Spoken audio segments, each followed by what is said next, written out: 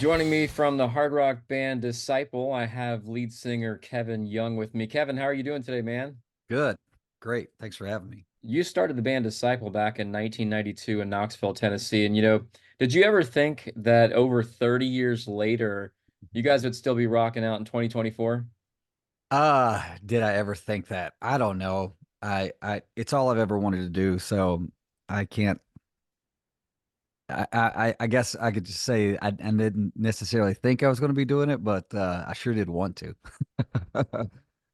Ever since we ever did this thing, most normal people are like, "How long do you think you can do this?" Yeah, those kind of thoughts always in your head. So I don't know that I thought necessarily that I was going to be doing it this long, but I really, really am thankful.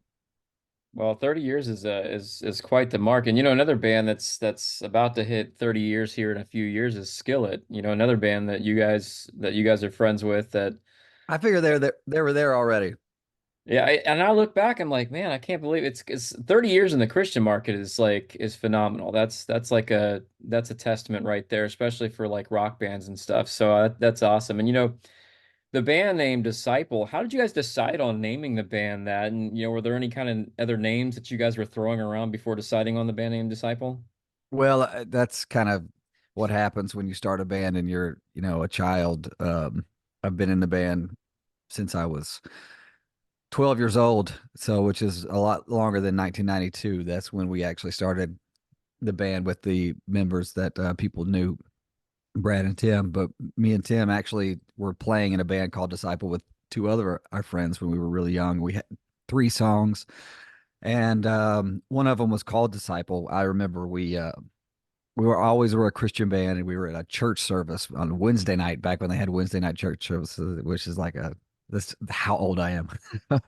And we were looking through the Bible, just trying to look for some cool word or whatever to call our band, and couldn't find anything, and spent like an hour looking, and was like, we'll just call it Disciple. We have a song called Disciple. We'll just call it Disciple until we find something better. And literally, that was the amount of thought we put we put into it, and here it just stuck. It's stuck over the years. Well, going Yeah, back. we tried to change it many, many, many, many, many, many times, and just never could come up with anything better. So apparently, we're not as creative as we think we are. Going back to those early days of the band, what was that time like for you guys? And, was it kind of hard gaining traction, touring and putting all those early records out? Man, I loved it. It's so funny. I could never do what we did back then. I couldn't do it now. There's no way, but it was it was fun, man. We had a blast. I Just traveling and seeing things, and it's like exploring with your friends, and playing music is music is just a miracle on every level. Creating it, listening to other people create it, it has a way of just opening up your soul. I could say some phrases to you right now, but if you hear those same exact phrases in a song, it has the ability just to unlock some part of you on a deeper level and speak to you on a deeper level. And just being able to do that, it's been fun, man. I mean, yeah, it's work, and my body is completely run down, and all of that, but I wouldn't trade it, man. It's been awesome. Don't discount yourself, Kevin, because, I saw you last time I saw you guys was on the Winter Jam tour last year, and you and I are roughly the same age, and you're out there tearing it up, running around, jumping around and stuff, Oh and yeah. I couldn't do that. Well, So I mean, you're still at it, man. I do it anyway. I'm just saying my body is completely broken down from it. I don't. People they say, does that hurt? And I'm like, it every time. It always hurts, but that's what it is. I What you mean, do for the fans, man. well, it's that in myself too. I just enjoy. I look at it like I really just want to be myself. It's very, very important for me to be myself. We do want to put on a show. We do want to entertain. We hope that even people who don't like our music will walk away and at least say that band is entertaining. But how I would act, like, because I love music so much, how I would act if I was 11 or 12 years old, I'd shut the door and just blast some song and nobody was around. However, I would act, when that would happen, that's how I want to be when everybody's around as well. Just myself. If I love it, if I'm enjoying it, if I'm getting into it, that's important to me. And so sometimes I just make my body do what my soul is wanting to do. Going back to those early days, obviously you have your influences. Who are your musical influences? Who are the bands or artists that, we would find you listening to as a kid? Gosh, man, name somebody. It's just an encyclopedia. It was music constantly, all the time. I mean, from the just the widest range of people. Growing up in um, Southern household, my family would grow up listening to Southern gospel music, and so there was a lot of Southern gospel that was played, in my life. And then I discovered um, bands like Night Ranger and Heart and Bon Jovi. And then it came into the Christian years. It was like Striper and Petra and White Cross. White Cross was the first Christian metal band I ever heard, and it just completely changed my life. And Petra became my favorite band. And it was everything though, man. I mean, it was female pop vocalists and rap music and just everything, whatever was out there, metal, Metallica, whatever. I would consume it. I just loved music, from everything that was, might be considered some a cheesy Christian music, like Carmen. Carmen was amazing, and some people would discredit him a little bit as being cheesy, but I mean, he was a performer. He would fill arenas, and I would just see like a Billy Graham crusade, people walking down the stairs to go and receive Jesus. I was just amazed by those kind of performances. So, I mean, like I said, name somebody, and they've probably influenced me on some level.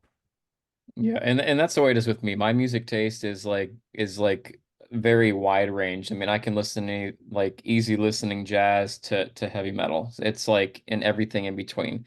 And you mentioned Striper.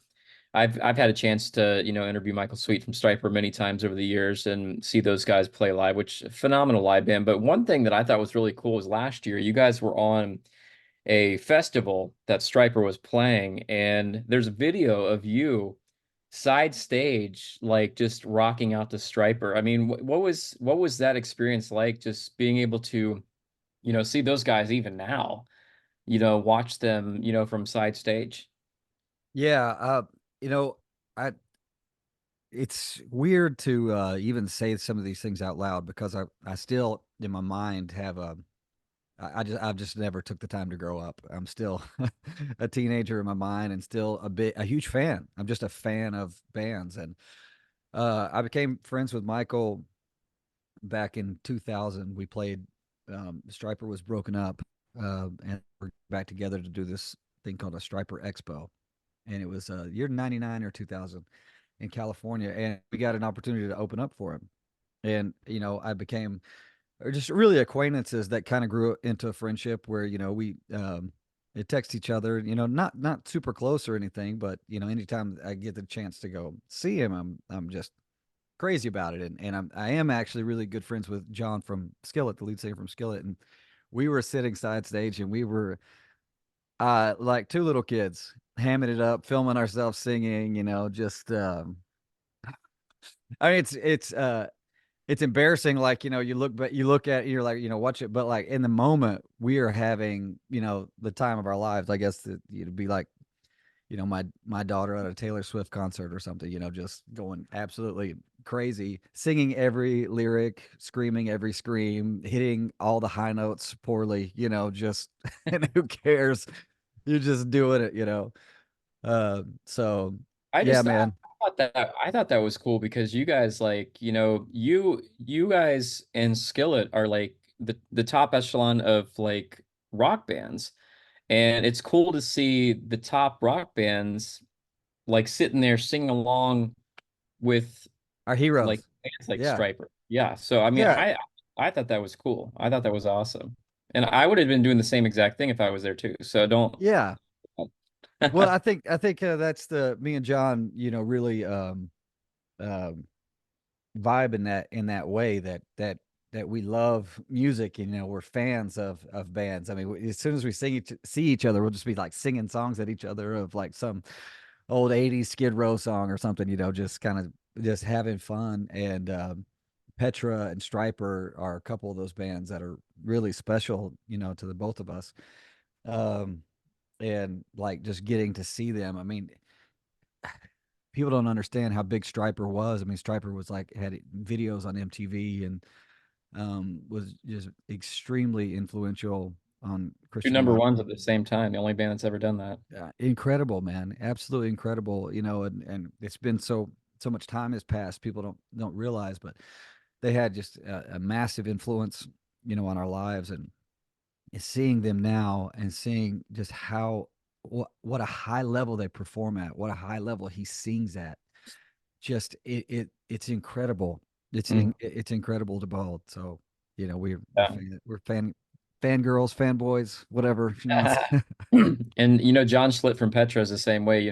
I had the opportunity to we went to Franklin, Tennessee a couple years ago for a red carpet screening for a Christian film, and I had texted John and said, "Hey, let's get lunch together." And we sat and ate lunch, and you would never know that John Schlitt was the lead singer of Petra. I mean, he was such a down to earth guy, and I was asking him like, what is it like, having influenced all of these bands that are around today, these rock bands and stuff. And he was just so humble in his answer. He's like, I'm just gracious that God gave me a talent that has allowed me to influence other people. It's all for him. And I thought that was awesome. I mean, he amazing guy. I love John Schlitt.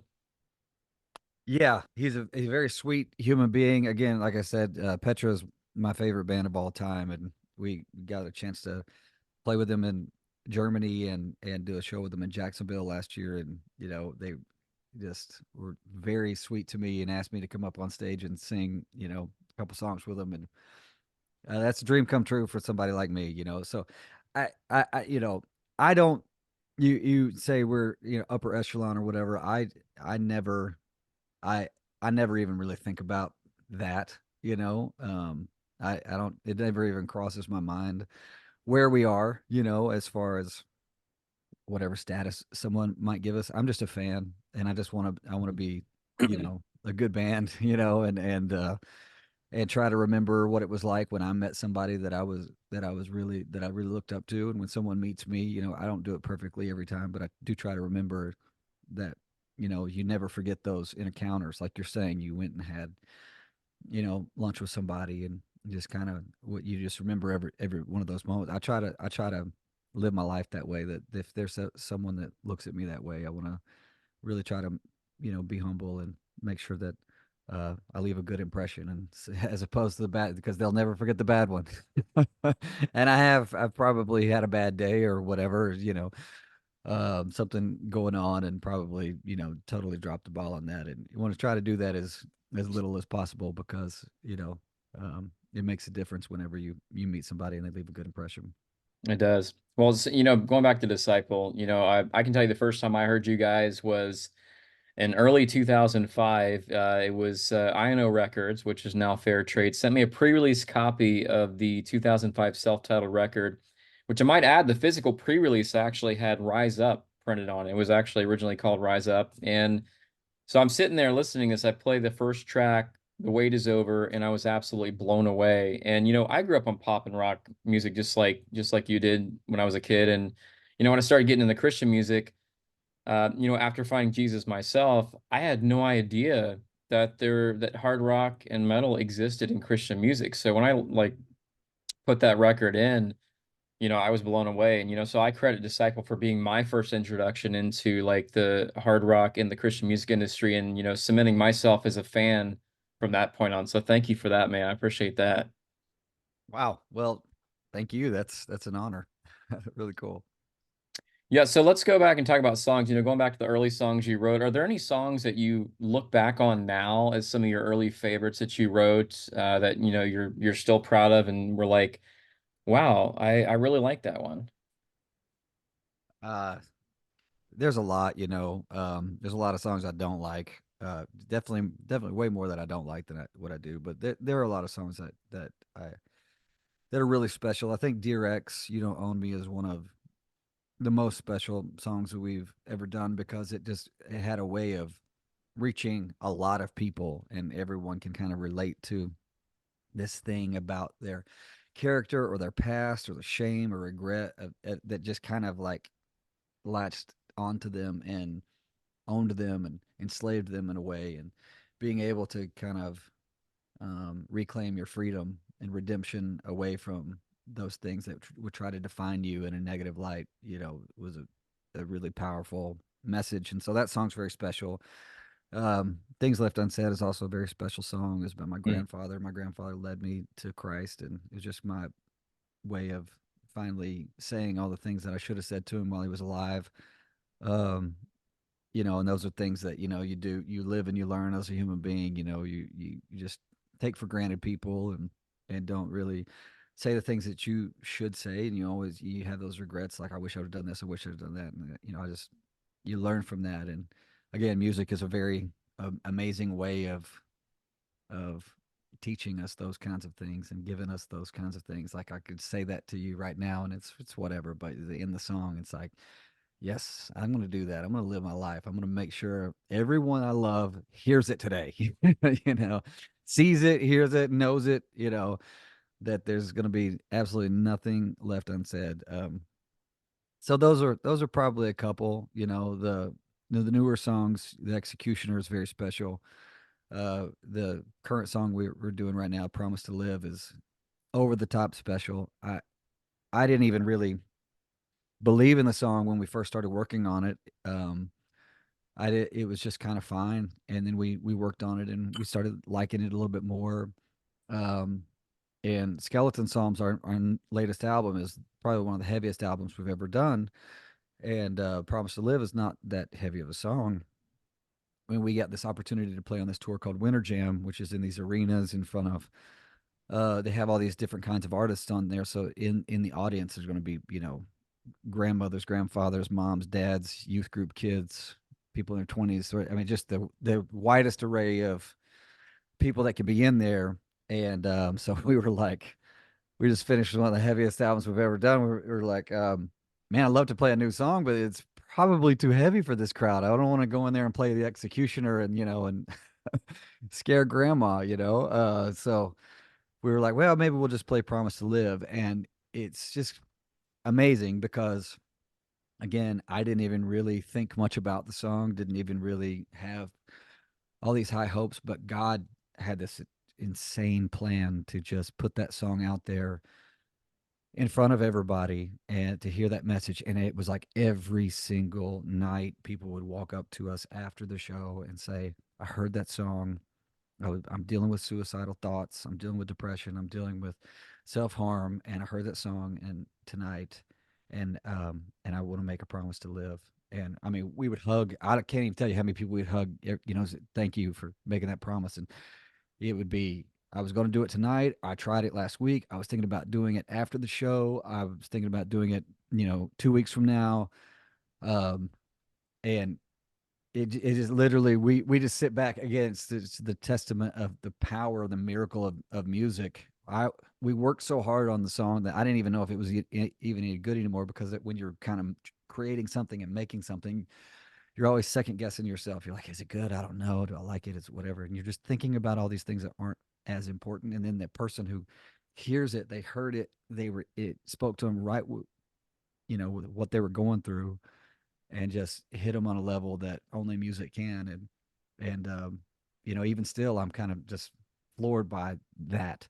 Uh, and so we're just very thankful that that song has meant so much to people, and especially people who are struggling with whether they want to wake up tomorrow. Being able to let them know that their life matters. That if they woke up this morning, then that means God's not finished with their life yet, and they have a purpose here. Yeah, and personally, I love the song. I got a chance to, I attended the Winter Jam tour, and I live in Tampa, so we were one of the first dates of that tour last year. I remember you guys going up there, and I think we were one of the The first first. audiences that heard that song because I don't think you guys had played that song prior to the Winter Jam tour. So we were like some of the first audiences to hear that song. But I remember hearing it and really resonating with me because I'm remarried now. I've met my wife a year and a half ago. We're married now, but my late wife that I was married to for almost 20 years passed away in 2021, and that's how I felt. I felt there was times where I felt like I didn't want to wake up, but then I realized that I have 5 children here that depend on me, and hearing songs like that reminds me that yeah, you're going to go through those valleys, you're going to go through those low points in life, but God's not through with you yet. And that's why Romans 8:28 has been my life verse, because you and I were both created for a purpose. And God's going to use us for that purpose. So songs like that, man, mean more than you know to fans, and including myself. I love that song, and I love that the fact that the song is done so well. And you guys just released a video for it, which looks like you guys recorded that during the Winter Jam tour last year. So it was Yeah. after a year of that song being out as a single. There's finally a music video, which I thought was really good. Yeah, thank you so much. Well, we kind of thought, people were discovering the song at that time, and really we were discovering it at the same time. We really put all this work into it, but we didn't realize, you know, what it meant, if that makes sense. And we were just kind of rediscovering this thing that we created. We were like, oh, oh, oh, and that was happening on Winter Jam, and so it just made sense that we would take the footage from Winter Jam and make that the music video. And so even when we see it, I mean, honestly, yeah, I haven't watched it very much because I'll just start crying, when I watch it. So so I just don't. But it's very very special. Uh, it's an honor just to be able to play music that hopefully um, has some kind of impact on somebody's life. That's we've wanted that, we hope for that, we pray for that, and it's very humbling when it does happen. I'll tell you this one story. There's this wife that walked up. I had all these people that would come up and tell me their stories, but there was this husband was like seemed really shy or just didn't want to talk, and he was over in the corner, and she said, my husband struggles with suicide. He's attempted many times, and he heard that song tonight, and he made a promise to live, and I think it's really changed his life. And I said, oh, that's great, thank you. And then 2 months later, they come to another show, like post Winter Jam, like just a disciple show somewhere, and they said, do you remember us from the show? I said, yes, I do remember you. And she said, I want you to know that he's kept his promise, and that night, you know has it changed his life forever. And, you hear somebody come up and tell you their story, and you're very thankful for it, but that story helped me see what we're going through doesn't just affect just us. It's also about the people that love us and that are around us. And this wife that was just thankful for this other person. It's not, sometimes I get lost in just reaching just that one person. But when you're reaching that one person, you're not just reaching them, you're reaching their family, you're reaching their friends, you're reaching the people around them. And I think that's the lie of suicide, is that your life doesn't matter. Uh, but it not only matters, it matters to all these people around you that Hmm. you might think that don't love you or don't need you, but God, they do. They do. And look up to you, and love you and care about you, and man, celebrate. Like the joy of this lady's face was like, he struggles, but this has been a life changing moment, and that thank you, even though that thank you was directed at me, it was really, God that was doing the whole thing. Amen. And it was like that.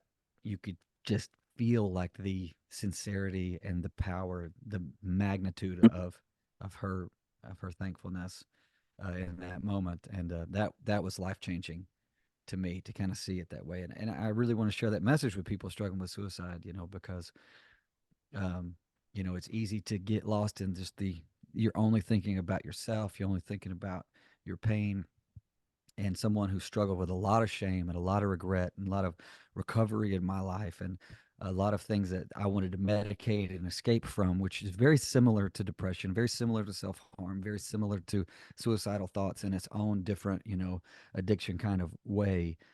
You get in that routine, you get in those habits of just trying to escape, escape, escape. And it's very all about yourself. And then you start to, realize um, that your decisions, affect all these people around you, and you being well isn't just about making you being well. When you're well, you make everyone around you better Right. too.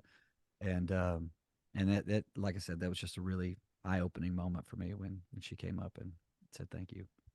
Amen.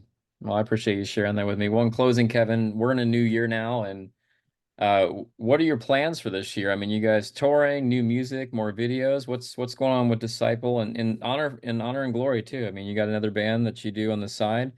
What are the plans for 2024 right now?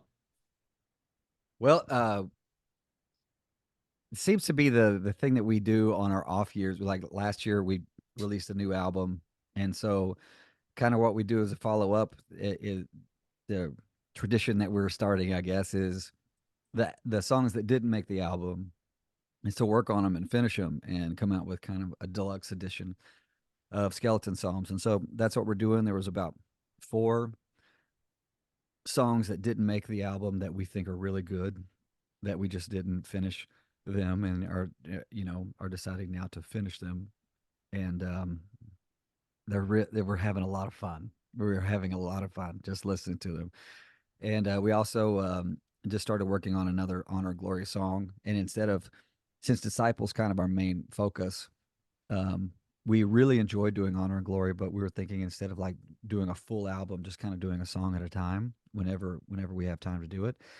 And we are almost finished with recording a new Honor and Glory song. So hopefully that'll be out sooner than later. We're going to start our tour next month. It's called the Skeletor. We're going to be going out with Ryan Reese from the Whosoevers, spoken a little bit, the protest a little bit, War of Ages, got a War of Ages shirt on here today. Um, and maybe even doing a Seventh Day Slumbers on Winter Jam this year. And so maybe we'll team up with them at the end of the year and do a little Disciple Seventh Day Slumber tour as well. So always doing something, man. Sounds awesome. Well, Kevin, thank you so much for joining us today, man. I greatly appreciate it. Praying that, the Lord continues to use Disciple to bring the message of Jesus to the masses, bro. You too. Thanks so much for having me.